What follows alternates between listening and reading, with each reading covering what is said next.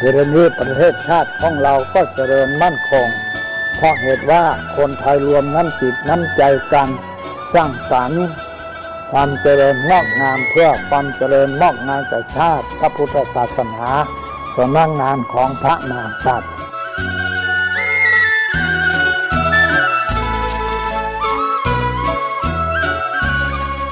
ธรรมะข้อคิดจากพระเดชพระคุณท่านเจ้าคุณพระเทพวิสุทธิคุณด้วยความปรารถนาดีจากสถานีวิทยุพระพุทธศาสนาคลื่นธรรมะเพื่อประชาชน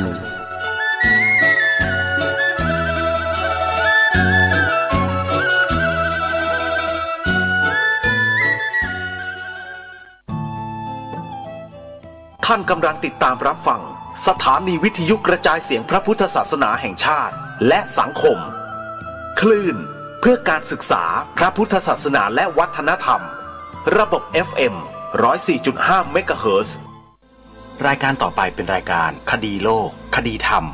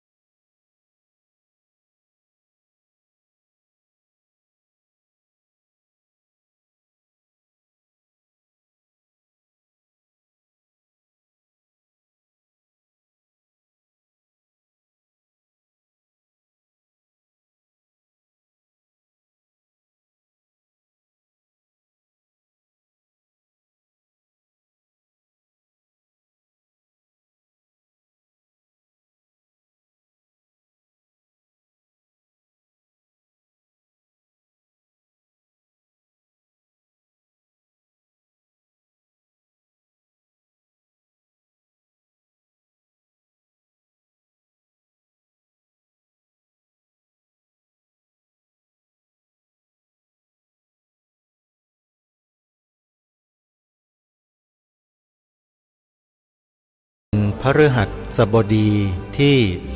30มิถุนายนพระพุทธศักราช2565รายการคดีโลกคดีธรรมมาพบกับท่านผู้ฟังเป็นปกติทุกวันจันทร์ถึงวันศุกร์และวันเสาร์อาทิตย์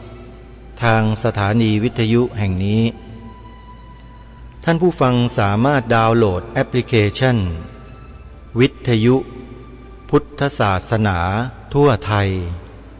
เพื่อติดตามรับฟังรายการนี้ได้เป็นประจำทุกวันแอปพลิเคชันนี้ได้รับการพัฒนาขึ้นโดยวัดป่าจริยธรรมอำเภอนาด้วงจังหวัดเลยแล้วก็ได้เปิดโอกาสให้ครูบาอาจารย์ผู้อำนวยการสถานีวิทยุต่างๆที่มีอยู่ในประเทศไทยทั้งหมดได้แสดงความจำนงขอเข้าระบบแอปพลิเคชันด้วยการส่ง URL และชื่อสถานีวิทยุมาที่วัดป่าจริยธรรมเพื่อขอเข้าสู่ระบบแอปพลิเคชันดังกล่าวถ้าหากว่าญาติโยมสาธุชนท่านใดที่ฟังรายการรู้ข่าวนี้แล้วบอกครูบาอาจารย์ของเราที่ท่านมีสถานีวิทยุท่านอาจจะไม่ทราบในข้อนี้เราก็จะได้บอกกับท่านให้ท่านติดต่อมาที่วัดป่าจริยธรรมโดยตรงได้เลยเราก็จะได้มีสถานีวิทยุของครูบาอาจารย์ของเรานั้นอยู่ในระบบโซเชียลเน็ตเวิร์กแล้วก็สะดวกต่อการเปิดรับฟังด้วยในช่วงนี้วัดป่าจริยธรรมกำลังเชิญชวนสาธุชนมีส่วนร่วมในกิจกรรมหลายอย่างไม่ว่าจะเป็นการทำบุญเฉลิมฉลองพระภิกษุสงฆ์สามเณรที่เรียนจบปริญญาธรรมก็ดีงานสร้างมหาอุโบสถของวัดป่าจริยธรรมก็ดีงานหล่อองค์พระประธานประจำอุโบสถของวัดป่าจริยธรรมก็ดี ซึ่งล้วนแล้วแต่เป็นการช่วยส่งเสริมสนับสนุนงานเผยแผ่พระพุทธศาสนาให้กับพระพุทธศาสนาวัดวาอารามสำนักปฏิบัติธรรมสถานีวิทยุซึ่งรวมอยู่ในที่เดียวกันคือวัดป่าจริยธรรมแห่งนี้ในคราวเดียวกันใครที่มีความศรัทธาเลื่อมใสสนใจจะร่วมบุญให้ท่านจดหมายเลขโทรศัพท์ของวัดป่าจริยธรรมไว้เพื่อสอบถามรายละเอียดเพิ่มเติมดังต่อไปนี้หมายเลขโทรศัพท์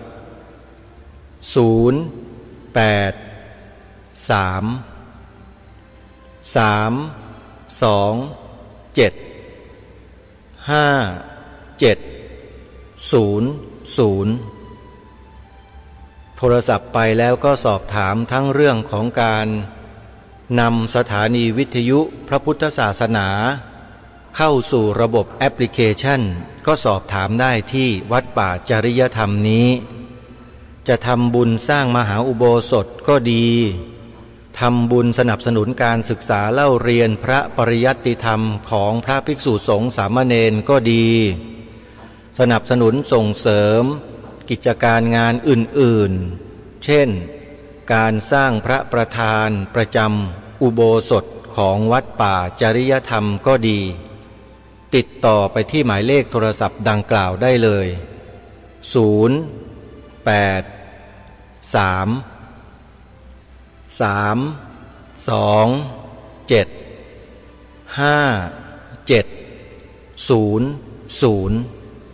วัดป่าจริยธรรม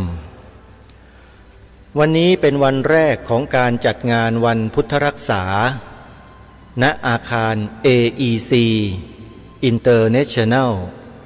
แยกลำสาลี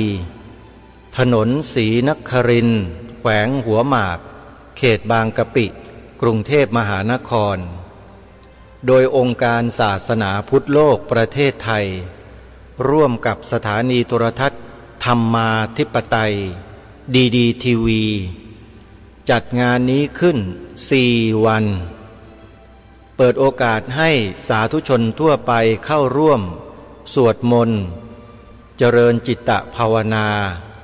อยู่ณสถานที่แห่งนี้ตลอด4 วันท่านใดที่จะร่วมบุญเป็นเจ้าภาพอาหารมังสวิรัติอาหารเจเพื่อจะเลี้ยงผู้มาร่วมปฏิบัติธรรมและผู้ร่วมงานตลอดทั้ง4 วันใครจะร่วมเป็นเจ้าภาพสามารถติดต่อสอบถามไปที่องค์การศาสนาพุทธโลกได้เลยหมายเลขโทรศัพท์085-283-5364และ0959-9350องค์การศาสนาพุทธโลกประเทศไทยเป็นองค์การมหาชนจดทะเบียนอย่างถูกต้องตามกฎหมายมีใบรับรองของกระทรวงมหาดไทยและอีก7 กระทรวงรับรองกิจการงานขององค์การศาสนาพุทธโลกประเทศไทยนั้นจะได้มีการขยายไปสู่ภูมิภาคต่างๆของประเทศในอีกไม่ช้านี้โดยคณะกรรมการผู้ทรงคุณวุฒิผู้มีประสบการณ์และความรู้ทั้งหลายที่มารวมตัวกันอยู่ในองค์การดังกล่าวจะได้ร่วมด้วยและช่วยกันขยายงานขององค์การศาสนาพุทธโลกนี้ออกไปให้ทั่วถึงทั้งประเทศโดยมีกระทรวงมหาดไทยเป็นผู้ส่งเสริมสนับสนุนครูบาอาจารย์ทั้งหมดเจ้าคณะพระสังฆาธิการทั้งหมดขอความเมตตาให้ความร่วมมือและสนับสนุนส่งเสริมตามกำลังความสามารถองค์การนี้ก่อตั้งขึ้นมาท่ามกลางวิกฤตการณ์ ของสังคมหลายอย่างหลายประการรวมถึงวิกฤตการณ์ของพระพุทธศาสนาที่ถูกกระทำโดยบุคคลอื่นที่ไม่ใช่ชาวพุทธหรือเป็นชาวพุทธแต่เป็นนอมินีของคนอื่นอาตมาภาพถือว่าพูดตรงแล้วนะไม่ต้องตีความเป็นอย่างอื่นเพราะฉะนั้นองค์การศาสนาพุทธโลกเมื่อรู้เมื่อเห็นความเป็นมาและเป็นไปของปัญหาจึงได้รวบรวมพุทธบริษัทในทุกภาคส่วนที่มีศักยภาพมาไว้ในองค์การศาสนาพุทธโลกเพื่อจะกระทำการอย่างใดอย่างหนึ่งให้เกิดความมั่นคงต่อพระบวรพุทธศาสนาของเราการกระทำที่เป็นกิจกรรมหลักก็คือการสวดมนต์สัญจรบวรไปทั่วจะมีการเดินสายจัดสวดมนต์เจริญจิตตภาวนาศึกษา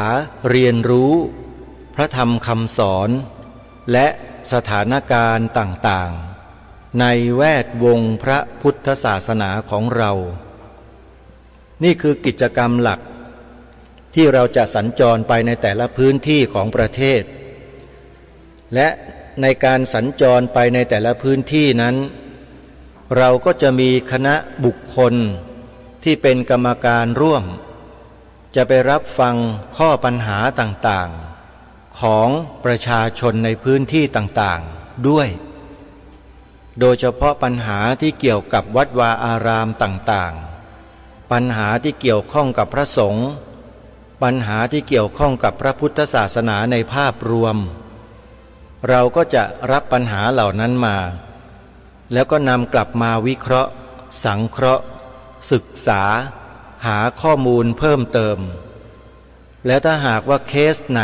เราสามารถดำเนินการได้ทันทีเราก็จะให้เจ้าหน้าที่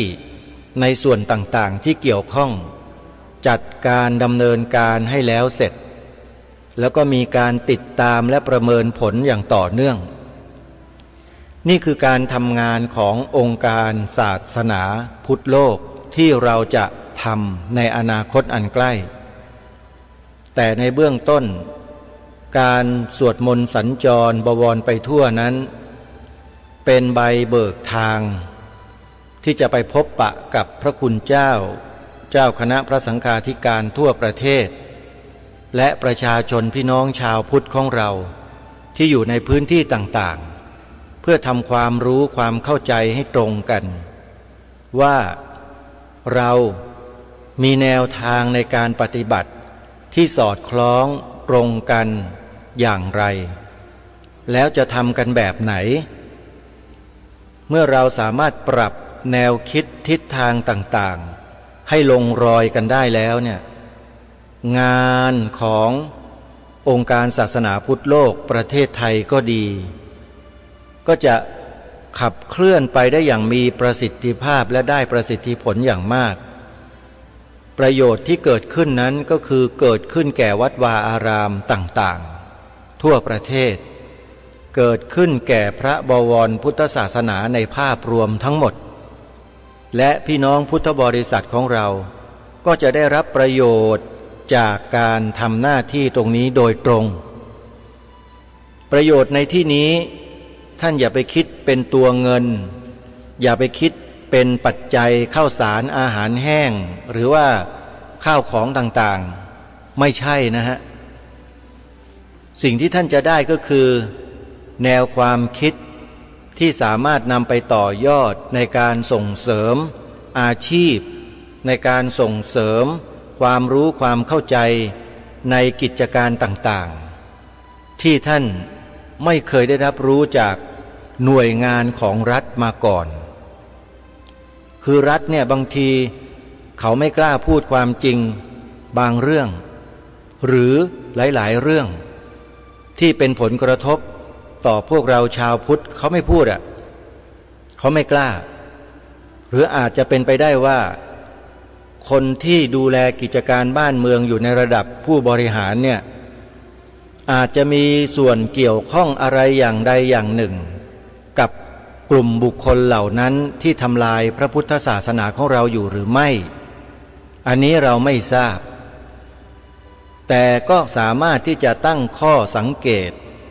ตั้งข้อสันนิษฐานได้เพราะฉะนั้นเรื่องราวเหตุการณ์ต่างๆที่เกิดขึ้นกับพระบวรพุทธศาสนาของเราที่เป็นข่าวบ้างไม่เป็นข่าวบ้างทั้งหลายทั้งปวงเหล่านี้มีที่มาที่ไปหมดอยู่ที่ว่าเราจะรู้กันจริงหรือเปล่าเท่านั้นเอง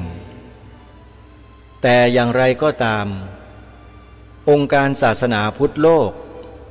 ที่มีบุคลากรผู้มีประสบการณ์และความรู้ในหลายภาคส่วนมารวมกันอยู่ในที่นี้เนี่ย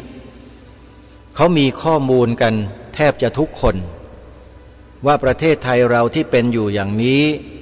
ที่มันเป็นไปแบบนี้ลุ่มๆดอนๆอย่างนี้มันเกิดมาจากสาเหตุอะไรองค์การศาสนาพุทธโลกโดยกลุ่มบุคคลเหล่านี้เขามีข้อมูลแล้วก็มีการประชุมกันเกือบทุกวันเรียกว่าอัปเดตสถานการณ์กันอยู่ตลอดเวลาและการประชุมของเรานั้นไม่จำเป็นที่จะต้องมานั่งประชุมกันในสำนักงานหรืออาคารสถานที่เพราะเดี๋ยวนี้ประชุมทางอากาศกันได้แล้วเปิดระบบโซเชียลเน็ตเวิร์กที่มีการเผยแพร่กันอยู่ในโลกโซเชียลก็สามารถที่จะประชุมกลุ่มกันได้พูดคุยกันอยู่หน้าจอนี่แหละ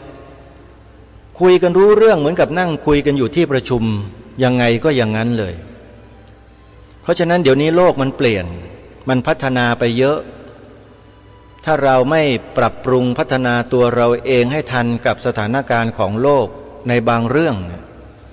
เราก็จะตามโลกนี้ไม่ทันเราก็จะไม่สามารถเป็นคนที่อยู่เหนือโลกได้ก็จมอยู่ในโลกนั่นแหละให้โลกกระทำมันครอบงำจิตของเราเรื่อยไป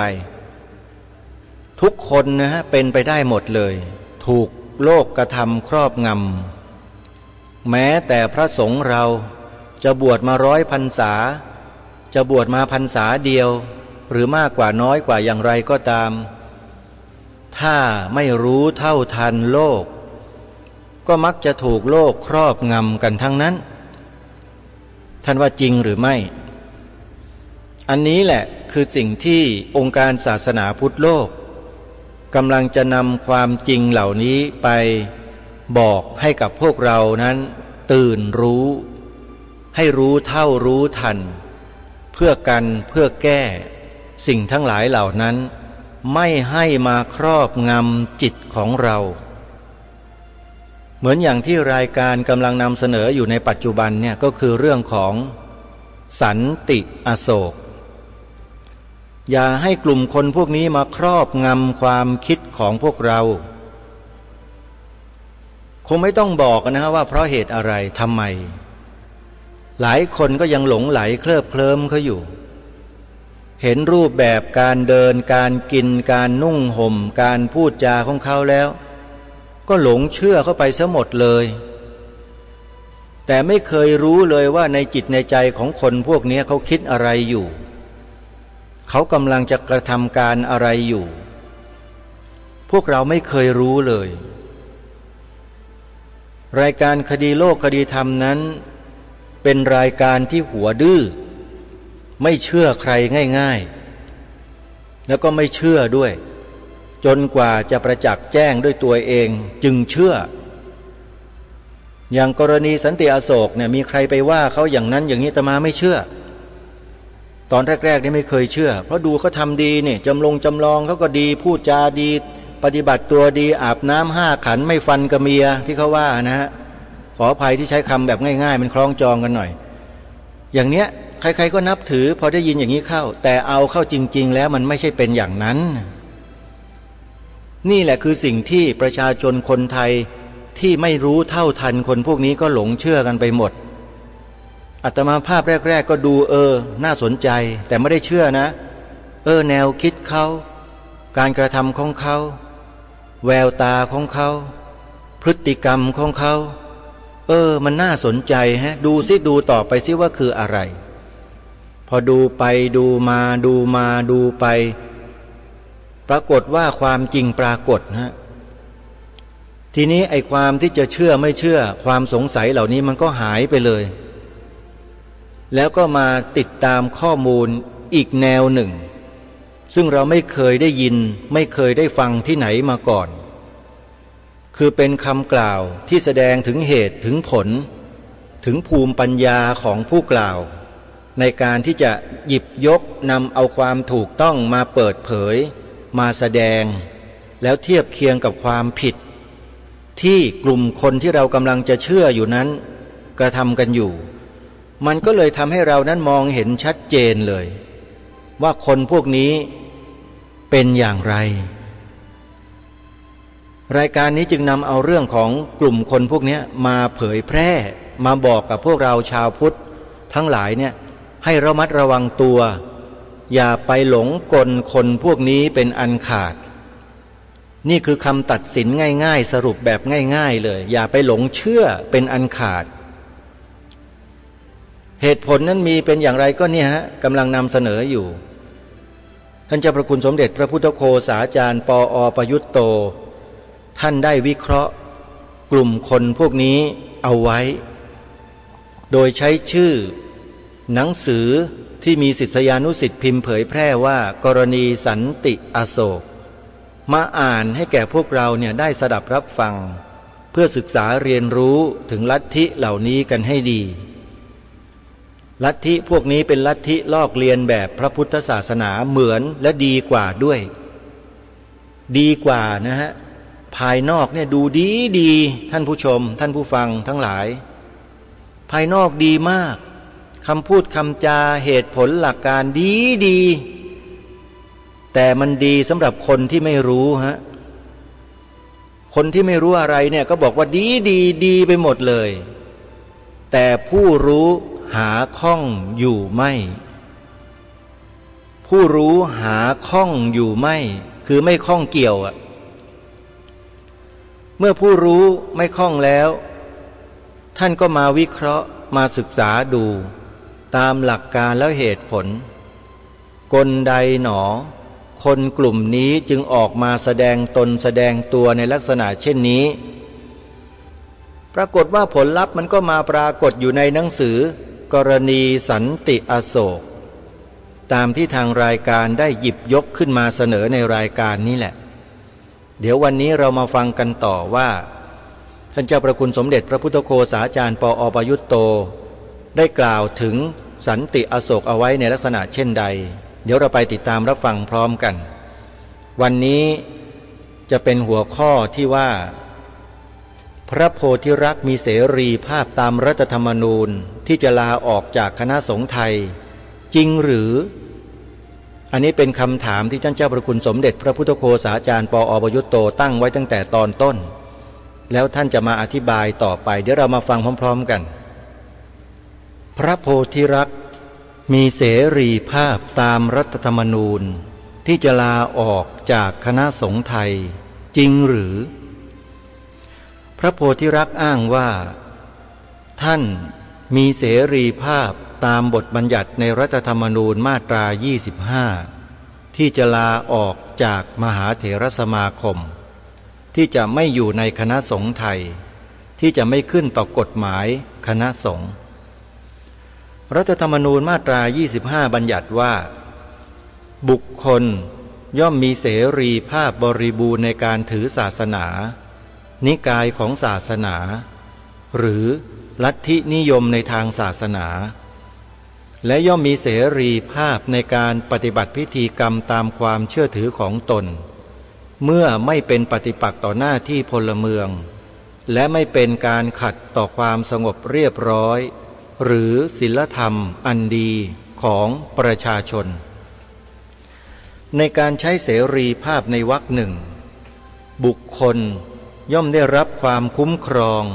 มิให้รัฐกระทำการใดๆอันเป็นการรอนสิทธิหรือเสียประโยชน์อันควรมีควรได้เพราะเหตุที่ถือศาสนานิกายของศาสนาหรือ ลัทธินิยมในทางศาสนา หรือปฏิบัติพิธีกรรมตามความเชื่อถือแตกต่างจากบุคคลอื่นตามความในรัฐธรรมนูญมาตรา 25 ที่ยกมาอ้างนี้ย่อมเป็นการชัดเจนว่าพระโพธิรักษ์มีเสรีภาพโดยสมบูรณ์ที่จะสมัครเข้าอยู่ในคณะสงฆ์ไทยด้วยการบวชสอดคล้องกับที่ได้ชี้แจงแล้วในข้อก่อนซึ่งพระโพธิรักษ์ก็ได้ใช้เสรีภาพนี้แล้วแต่เมื่อพระโพธิรักษ์สมัครเข้ามาอยู่ในคณะสงฆ์ไทยแล้วท่านก็ได้มีพันธะโดยรัฐธรรมนูญอีกเช่นเดียวกันที่จะต้องปฏิบัติตามกฎหมายคณะสงฆ์เสมอเหมือนกับภิกษุสามเณรทั้งปวงไม่มีสิทธิพิเศษเหนือกว่าภิกษุสามเณรอื่นดังความในรัฐธรรมนูญมาตรา 23 ว่าบุคคลย่อมเสมอกันในกฎหมายและได้รับความคุ้มครองตามกฎหมายเท่าเทียมกันและมาตรา 49 ว่าบุคคลมีหน้าที่ปฏิบัติตามกฎหมายในทำนองเดียวกันพระโพธิรักษ์ก็มีเสรีภาพโดยสมบูรณ์ที่จะลาออกจากคณะสงฆ์ไทยเพื่อไม่ต้องขึ้นต่อการปกครองของมหาเถระสมาคมและการลาออกนี้ก็จะทำได้ด้วยการลาสิกขาดังได้กล่าวแล้วข้างต้นแต่ถ้าไม่ลาสิกขาไม่ว่าท่านจะพูดจะเขียนจะเป่าประกาศขอลาอย่างไรก็ไม่มีผลการลาออกก็ไม่สำเร็จท่านก็อยู่ในคณะสงฆ์ไทยขึ้นต่อกฎหมายคณะสงฆ์อยู่ภายใต้อำนาจปกครองของมหาเถรสมาคมอยู่นั่นเองดังได้กล่าวแล้วเช่นกันรัฐธรรมนูญให้เสรีภาพบริบูรณ์แก่พระโพธิรักษ์และคุ้มครองพระโพธิรักษ์โดยสมบูรณ์อยู่แล้ว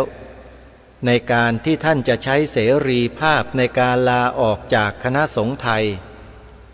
แต่การลาออกนั้นจะต้องเป็นไปตามวิธีปฏิบัติที่ถูกต้องเมื่อท่านปฏิบัติไม่ถูกต้องตามวิธีการที่จะลาออก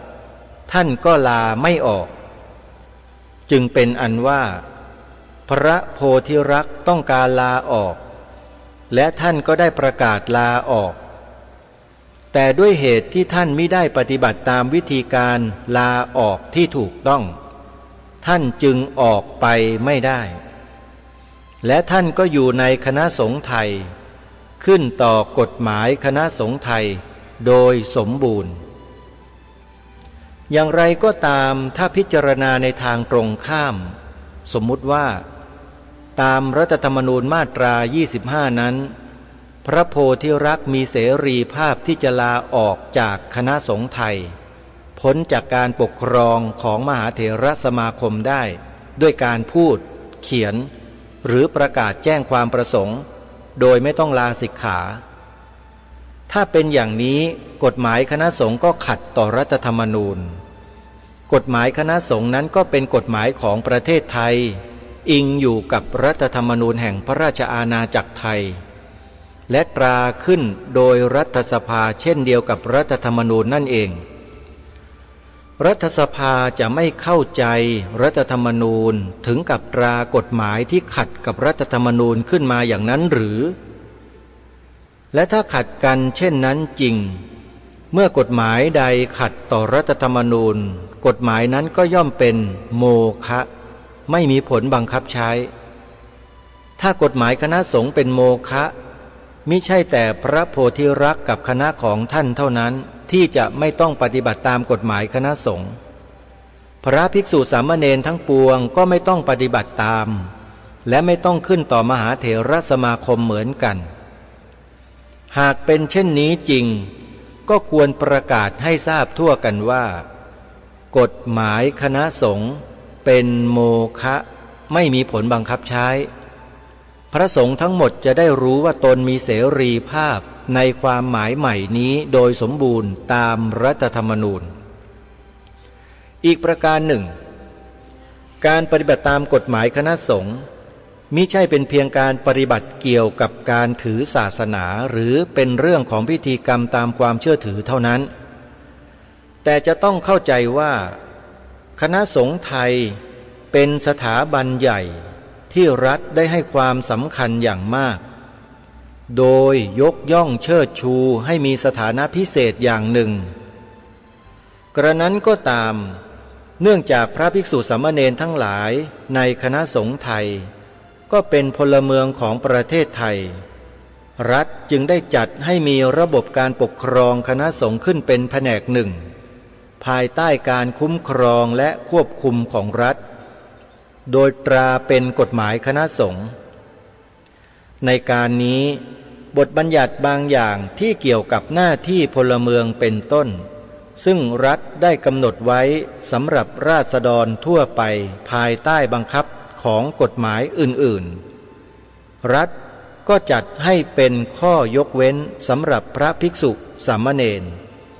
โดยนำเอาหน้าที่พลเมืองเป็นต้นเหล่านั้นมากำหนดไว้ในแผนกหนึ่งในกฎหมายคณะสงฆ์นี้แทนการที่พระภิกษุสามเณรต้องมีสังกัดวัดก็ดีต้องมีหนังสือสุทธิเป็นดังบัตรประจำตัวก็ดีการตั้งวัดตั้งสำนักสงฆ์โดยต้องได้รับอนุญาตจากทางราชการก็ดีการจะเป็นอุปชาได้ต่อเมื่อได้รับตราตั้งก็ดีดังนี้เป็นต้นเป็นบทบัญญัติในประเภทที่กล่าวนี้ซึ่งเทียบได้กับกฎหมายบางอย่างที่รัฐตราขึ้นไว้สำหรับทหารหรือข้าราชการโดยเฉพาะอันล้วนเป็นบทบัญญัติเพื่อรักษาความสงบเรียบร้อยของบ้านเมืองและสันติสุขของสังคมตามวัตถุประสงค์ของรัฐหาใช่เป็นเรื่องของการถือศาสนาหรือการปฏิบัติตามพิธีกรรมตามความเชื่อถือไม่ด้วยเหตุนั้นบุคคลจะยกเอาบทบัญญัติว่าด้วยเสรีภาพในการถือศาสนาและปฏิบัติพิธีกรรมตามความในมาตรา 25 แห่งรัฐธรรมนูญมาเป็นข้ออ้างในการไม่ปฏิบัติตามบทบัญญัติเหล่านี้มิได้และพระภิกษุสามเณรที่ประพฤติดีปฏิบัติชอบย่อมตระหนักเป็นอย่างดีว่าตนไม่พึงฝ่าฝืนต่ออำนาจรัฐด้วยการไม่ปฏิบัติตามบทบัญญัติของกฎหมายโดยอ้างว่าบทบัญญัติเหล่านั้นไม่มีในพระธรรมวินัยทั้งนี้เพราะสำนึกว่าตนก็เป็นพลเมืองของรัฐและเพื่อเอื้อเฟื้อต่อกิจการที่รัฐจัดดำเนินเพื่อความสงบเรียบร้อยของสังคมดังที่บทบัญญัติในพระวินัยเองหลายข้อพระพุทธเจ้าก็ทรงกำหนดวางไว้โดยอ้างอิงกฎหมายของรัฐและได้ทรงบัญญัติไว้เป็นหลักปฏิบัติอย่างหนึ่งในพระธรรมวินัยว่าอนุชานามิภิกขเวราชูนังอนุวัตติตุงแปลง่ายๆว่าภิกษุทั้งหลายเราอนุญาตให้อนุวัตตามฝ่ายบ้านเมืองถ้าเห็นว่ากฎหมายไม่ชอบธรรมไม่เหมาะสมหรือไม่มีประสิทธิภาพที่จะเอื้อต่อวัตถุประสงค์ในการเสริมสร้างความเจริญมั่นคงแห่งพระศาสนาและประโยชน์สุขของประชาชนก็ควรปฏิบัติการเพื่อให้มีการแก้ไขกฎหมายด้วยวิธีการที่ตรงไปตรงมาตามแบบแผนของสังคมประชาธิปไตยนี่ก็คือหัวข้อหนึ่งซึ่งพระเดชพระคุณท่านได้หยิบยกขึ้นมาเป็นคำถามในเบื้องต้นแล้วก็พูดถึงรายละเอียดต่างๆเอาไว้ซึ่งลัทธิสันติอโศกเมื่อได้ฟังเช่นนี้แล้วเนี่ยก็คงจะสะท้อนเข้าไปในความรู้สึกในจิตใจของแต่ละคนแต่ละท่านไม่น้อยทีเดียวว่าตนกำลังคิดกำลังพูด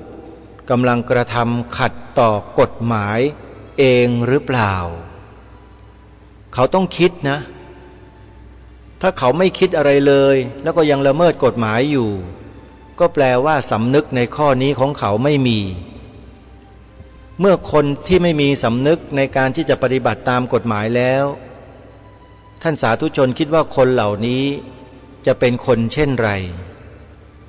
จะอยู่ในสังคมนี้และทำให้สังคมนี้อยู่อย่างสงบร่มเย็นได้หรือไม่อันนี้คือหลักคิดง่ายๆเลยนะฮะทีนี้มาดูหัวข้อต่อไปที่ท่านเจ้าประคุณสมเด็จพระพุทธโฆษาจารย์ปอ.ประยุตโตท่านได้กล่าวถึงคนกลุ่มนี้เอาไว้ว่า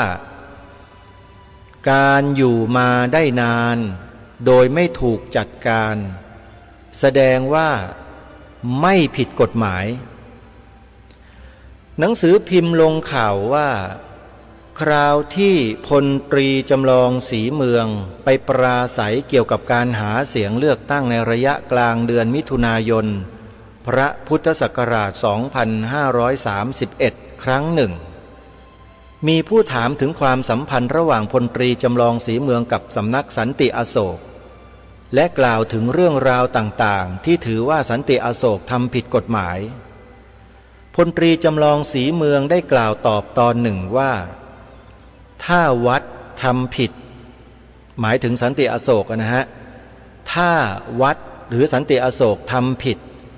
ตำรวจน่าจะจัดการมาตั้งแต่ตอนนั้นแล้วไม่ว่ารายงานข่าวนี้จะตรงตามถ้อยคำของพลตรีจำลองหรือไม่ก็ตามแต่คงจะเป็นเพราะคำพูดที่ปรากฏในข่าวนี้จึงปรากฏว่าต่อมามีผู้ใช้คำพูดทำนองนี้เป็นเหตุผลสำหรับยืนยันว่าสำนักสันติอโศกไม่ผิดกฎหมายโดยกล่าวทำนองว่าการที่สำนักสันติอโศกอยู่มาได้นานตั้งหลายปีแล้วแสดงว่าสันติอโศกไม่ผิดกฎหมายเพราะถ้าสันติอโศกผิดกฎหมายก็ต้องถูกจัดการไปนานแล้ว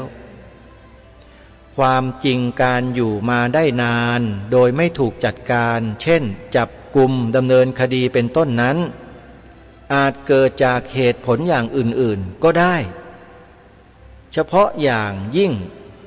อาจเกิดจากการปล่อยปละละเลยของเจ้าหน้าที่ที่เกี่ยวข้องหรือเนื่องจากอคติอย่างใดอย่างหนึ่งการอยู่มาได้นานโดยไม่ถูกจัดการจึงไม่ใช่เป็นเครื่องยืนยันว่าจะไม่ได้ผิดกฎหมายสำหรับราษฎรสามัญถ้ามีผู้กล่าวถามอย่างข้างต้นการตอบว่าถ้าสันติอโศกทำผิดตำรวจน่าจะจัดการมาตั้งแต่ตอนนั้นแล้วก็อาจจะเป็นการเพียงพอเพราะไม่อยู่ในฐานะที่จะทำอะไรได้มากกว่านั้นแต่สำหรับผู้ใหญ่ที่บริหารกิจการของบ้านเมืองคำกล่าวโจทย์ขานว่ามีผู้ทำความผิดที่ลอยนวลอยู่มีค่าเท่ากับเป็นคำร้องทุกข์ว่าอาจจะได้มีการปล่อยปละละเลยในหมู่ผู้มีหน้าที่รับผิดชอบไม่จัดการตามกฎหมายกับผู้ที่ได้กระทำความผิดในกรณีเช่นนี้ถ้าผู้บริหารการบ้านเมืองได้ฟังแล้วไหวทันก็อาจจะตอบหรือปลอบไปหรือพูดต่อท้ายคำตอบของท่านว่าข้าพเจ้าจะขอไปตรวจสอบดูก่อนหรือว่าข้าพเจ้าขอรับไปสอบถามเจ้าหน้าที่ที่เกี่ยวข้องหรืออะไรทำนองนี้คำตอบของท่านก็จะให้ความอบอุ่นและความรู้สึกมั่นคงปลอดโปร่งใจแก่ประชาชนเป็นอันมากถ้าหากว่าในบ้านเมืองมีสภาพและพฤติการต่างๆที่แสดงถึงความปล่อยปละละเลยไม่ปฏิบัติตามกฎหมายแพร่หลายดาษดื่นจนทำให้ประชาชนมีความรู้สึกว่า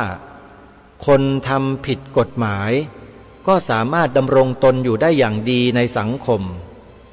ก็น่าจะต้องถือว่าสัญญาณอันตรายต่อความสงบสุขของบ้านเมืองได้ปรากฏขึ้นแล้วยิ่งถ้าประชาชนมีความรู้สึกหรือนึกถึงกับคำพูดที่ว่าในบ้านเมืองนี้ใครมีอิทธิพลมีกำลังหรือมีพวกมากก็ไม่ต้องทำตามกฎหมายไม่มีใครทำอะไรเขาได้ถ้าเป็นอย่างนี้ก็ไม่เป็นผลดีต่อความมั่นคงของประเทศชาติอย่างแน่นอนนี่ก็เป็นบทความอีกช่วงหนึ่ง ในหนังสือกรณีสันติอโศกที่ท่านเจ้าประคุณสมเด็จพระพุทธโฆษาจารย์ปอ.ประยุตโตท่านได้ทำการวิเคราะห์และอธิบายให้พวกเราได้เห็นอย่างชัดแจ้งอย่างเป็นจริง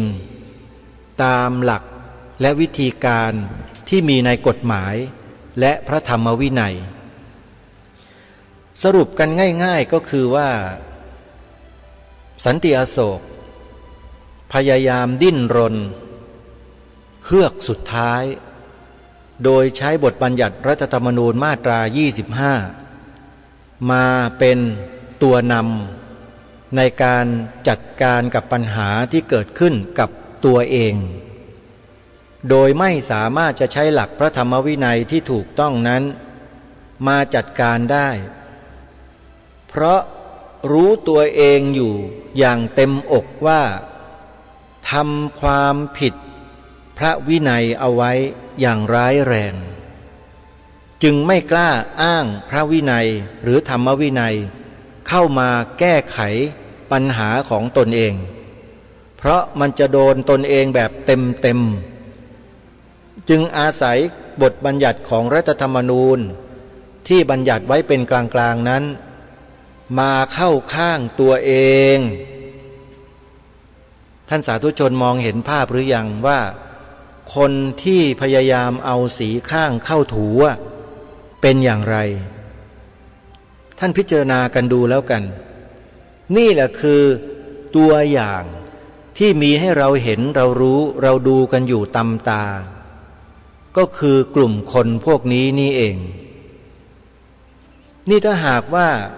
คนธรรมดาสามัญทั่วไปเขียนหนังสือเล่มนี้วิเคราะห์สถานการณ์ตรงนี้นะอาตมาภาพก็คงจะไม่หยิบยกขึ้นมากล่าวมาอ่านออกอากาศให้พวกเราท่านทั้งหลายได้สดับรับฟังกันหรอกเพราะเสียเวลาไม่อยากจะเข้าไปยุ่งแต่กรณีนี้เป็นแนวทางของพระผู้ใหญ่ผู้ทรงคุณความรู้เป็นนักปราชญ์เป็นบัณฑิตเป็นที่เชื่อถือเป็นที่ยอมรับของผู้คนในสังคมในวงกว้างด้วยภูมิปัญญาความรู้ความสามารถข้อปฏิบัติดีของท่านรายการคดีโลกคดีธรรมจึงน้อมนำมาเผยแพร่มาบอกแก่พวกเราถึงกรณีดังกล่าวว่าคืออะไรวัตถุประสงค์ของรายการมีข้อเดียวก็คือต้องการให้พวกเราได้รู้เท่าทันคนพวกนี้ย้ำโดยตลอดนะว่าให้รู้เท่าทันไม่ได้ให้ไปทำลายไปด่าว่าไปทำร้ายเขาไม่มีเจตนานั้นเลยไปทำไมเสียแรงเปล่า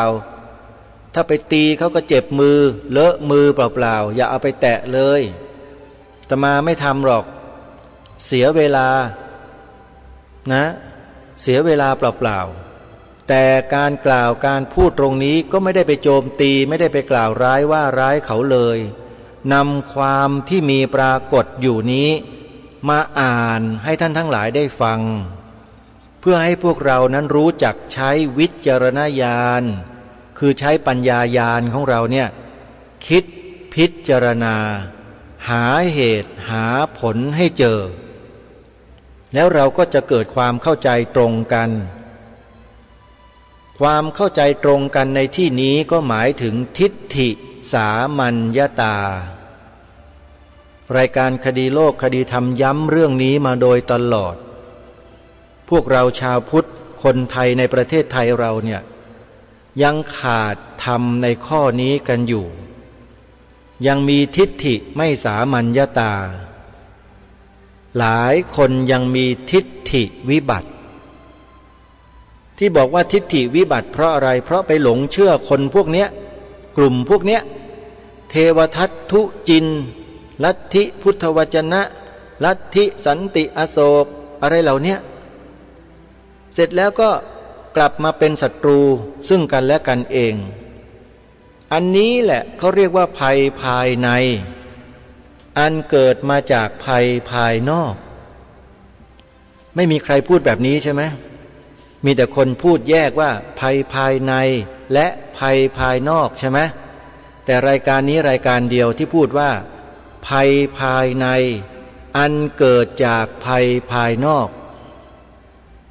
อันนี้ลองไปคิดพิจารณาดูนะว่าจริงหรือไม่โดยปกติญาติโยมพุทธบริษัทของเราเนี่ยเราก็อยู่กันมาปฏิบัติกิจพระศาสนากันมาแบบสงบเรียบร้อยดีงามมาโดยตลอดไม่เคยมีปัญหาอะไรเลยแต่พอลัทธิภิกษุณีเกิดลัทธิสันติอโศกเกิดลัทธิเทวทัตทุจินเกิดลัทธิพุทธวจนะเกิดลัทธินั้นลัทธินี้ลัทธิโน้นเกิดเต็มบ้านเต็มเมืองไปหมดปัญหาเพียบเลยปัญหาคืออะไรคือลัทธิเหล่านี้มุ่งโจมตีกล่าวร้ายพระภิกษุสงฆ์ในบ้านเมืองนี้ตลอดมาบางคนก็กล่าวหาว่าเป็นพวกอรัชชีห่มเหลืองบางคนก็กล่าวหาว่าเป็นมหาโจรบางคนก็ว่าอย่างโน้นว่าอย่างนี้ล้วนแล้วแต่กล่าวร้ายใส่ร้ายต่อคณะสงฆ์ทั้งนั้นเลยถามว่าอย่างนี้หรือคือความสงบเรียบร้อยหรือศีลธรรมอันดีของประชาชนใช่หรือถามหน่อยโยมว่าพระสงฆ์ที่ท่านจัดทำจัดสร้างวัตถุอะไรต่างๆออกมาแล้วก็เชิญชวนศรัทธาสาธุชนได้มีส่วนร่วมในการสร้างในการจัดในการทำแล้วก็นำเอาเหตุเอาปัจจัยทั้งหลายที่ได้มาเนี่ยก็ไปสร้างสรรค์ในสิ่งที่ดีงามต่อยอดต่อเนื่องกันไปทำกันมาเป็นระยะเวลา100-200 ปีถามว่าเราเคยมีปัญหากันไหมไม่เคยมีใครมาฟ้องร้องมาร้องเรียนมาอะไรร้องแร่แห่กระเชอที่จะเอาความผิดต่อครูบาอาจารย์ของเรากันเลยหลวงพ่อปานหลวงพ่อแช่มหลวงพ่อโกยหลวงพ่อหลวงปู่อะไรทั้งหลายทั้งปวงที่ท่านเป็นเกจิอาจารย์ทั้งหลายทั้งปวงหลวงพ่อปานอย่างเงี้ยหลวงพ่อฤาษีริงดำเนี่ยมีใครจะไปกล่าวร้ายทำร้ายท่านใส่ความท่านเอาความผิดท่านมีไหมก็เห็นมีแต่ไอ้พวกลัทธิพวกนี้แหละที่มันเกิดขึ้นมาหลังๆเนี่ยท่านผู้ฟังลองพิจารณาดูดิว่าที่พูดเนี่ยจริงหรือเปล่าครูบาอาจารย์ทั้งหลายที่อาตมาภาพเอ่ยนามมาพระเกจิอาจารย์ทั้งหลายทั้งปวงหลวงพ่อคูณอย่างเนี้ยพระเหล่านี้ที่ท่านทำสิ่งเหล่านี้ขึ้นมาเนี่ยถามว่าท่านสร้างประโยชน์หรือทำลายประโยชน์แล้วคนพวกนั้นที่ว่าท่านอยู่คนพวกนั้นทำประโยชน์อะไรท่านลองไปพิจารณาดูให้ดีที่ว่าประโยชน์ของคนพวกนั้นคืออะไรคนพวกนั้นเป็นผู้สืบสารพระพุทธศาสนามาจนถึงวันนี้หรือเปล่าโคตรตระกูลของพวกเขาใช่ไหม